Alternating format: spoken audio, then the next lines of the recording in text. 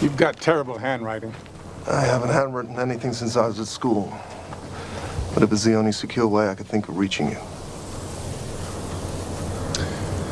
How did they turn you? How's Evelyn?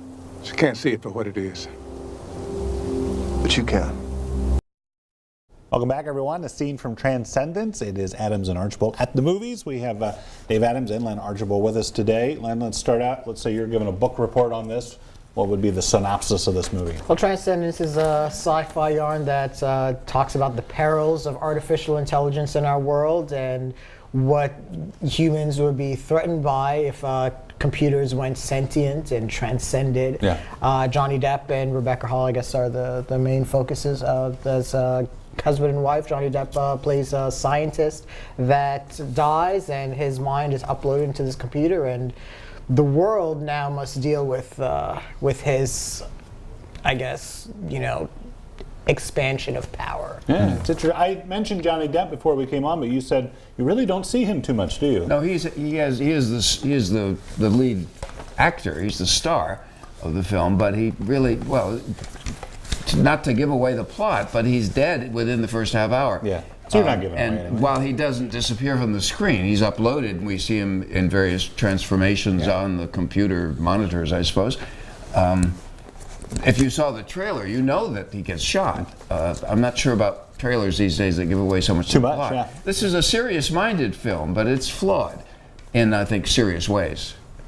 Yeah, the how do you fix this? I mean, it's a good idea. In theory, it seems like a good idea for a movie. In theory, it's a good idea for a movie. How I felt was it's also a dated idea for a movie. Okay. I've seen movies about computers taking over the world. I mean, ever since 2001, we talked about this. Terminator came out 30 years ago. And did it a lot better. As David says, it's a serious-minded flick, but there's just so much wrong. It's a great cure for insomnia. For The plot it just falls apart. Okay.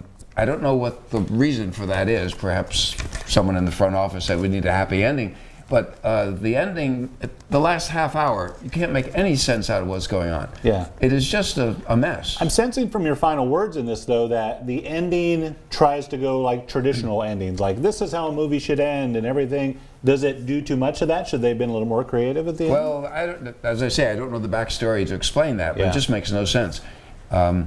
The frame of the film is post-apocalyptic. The world is bleak. The internet is gone. All the electricity, everything that computers run, is down the tubes. Yeah. And we have this sort of romantic, happy ending. It just makes no sense. Yeah, and Len, you said this has been done before, but these other movies, whether they relied on special effects or character-driven, that kind of thing, it's almost like they took one ingredient of these other films and said, this will be enough. Yeah, they did. And for me, it just...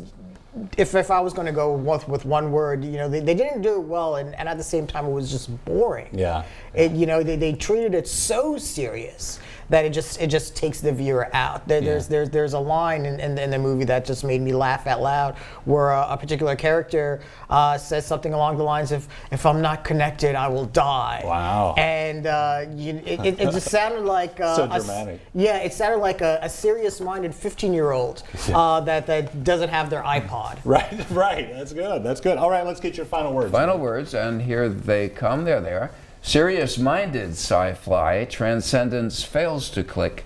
Its love story ending belongs in another flick. All right. Very good. Thank you, Len and Dave. Appreciate it. Good seeing you guys. We'll be back right after this.